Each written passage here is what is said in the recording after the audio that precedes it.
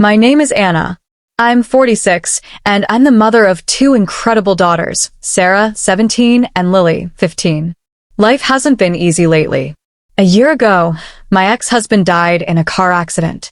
And honestly, I didn't cry, because at the time of his death, we were mid-divorce. You see, my daughters had uncovered the truth. He was having an affair. Not just an affair, but a full-blown secret second family. 2 sons with another woman. Worse, the woman died in the same crash. So overnight, my cheating ex became a tragic hero, and his mistress a martyred angel. And me?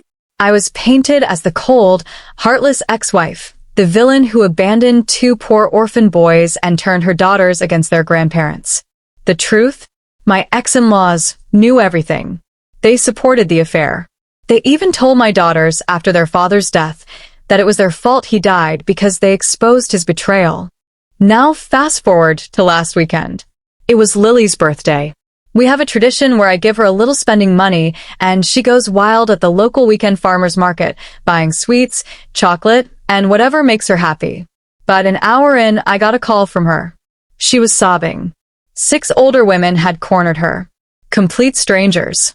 They accused her of being unchristian, of being a cruel girl for refusing to be a good big sister to her father's affair children, of turning her back on her poor grandparents, my ex-in-laws, my daughter, my baby, surrounded by judgmental, snarling women in a public market, being emotionally assaulted over trauma she never asked for. I ran. Sarah and I dropped everything and sprinted through the market. And there they were, these women, wagging fingers, spitting shame, calling my daughter heartless. I didn't scream. Not yet. I told Sarah to take Lily's basket, pay, and wait at the car. Then I turned. And I let those women have it. Some I recognized from church, back when I still went with my ex-in-laws. They knew who I was. They said I was an ungodly woman for disobeying my elders. I stood there, shaking with rage, defending my grieving daughter against these self-righteous witches. Eventually, the noise got so loud, the market security kicked all of us out. I walked to my car. They followed, like vultures circling roadkill.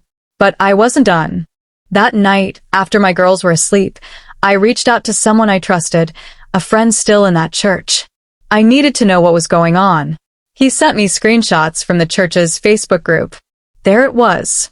A long, syrupy post by my ex-mother-in-law, talking about how my daughters and I abandoned them, how we stole their grandchildren, how we left them penniless and homeless.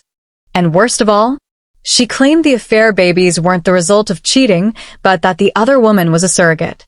She said I rejected the boys because they were male. My stomach turned. They accused me of rejecting innocent children out of spite and selfishness. And this lie was being eaten up by every judgmental church member desperate for a villain. But there was one fatal flaw in her plan. That church might be painfully conservative. They might guilt-trip you for wearing jeans on Sunday or for supporting LGBTQ+ rights. But if there's one thing they hate more than sin, it's cheating. Especially by men. Their moral hierarchy is skewed, but they do not tolerate adultery. I had something my ex-in-laws didn't. Receipts. Since the divorce wasn't finalized before his death, I had full access to our shared digital records. So I got to work. I went to a print shop and had everything made into perfect, high-gloss color copies. Hundreds of pages. Pictures of my ex kissing his mistress in our living room. Screenshots of their texts, him calling her the real love of his life. Emails where his parents congratulated him for finding happiness. Messages where they told my daughters it was their fault he died. One, sent 2 days after the crash, called my girls bastards. I didn't just print them. I crafted them.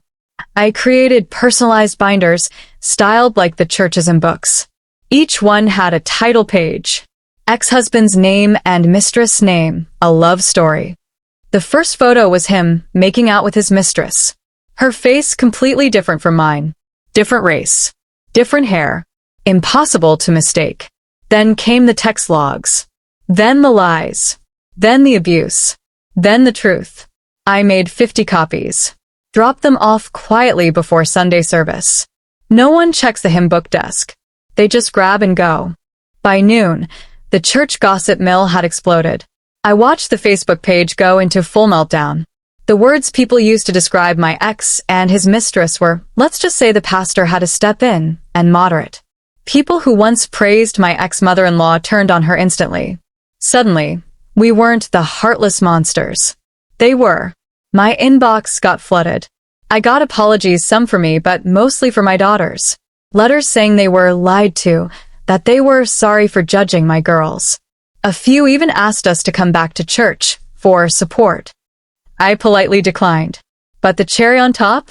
My ex-in-laws were shamed into leaving the church. My ex-mother-in-law posted one last pathetic message on her own profile. No one cares for the elderly anymore. My son would have taken care of me if he were still alive. With what money? I was the breadwinner. He was living off my salary. Oh, and that inheritance she cried about? The life insurance and savings? That went to our daughters. Not her. Here's the thing about lies. They rot from the inside.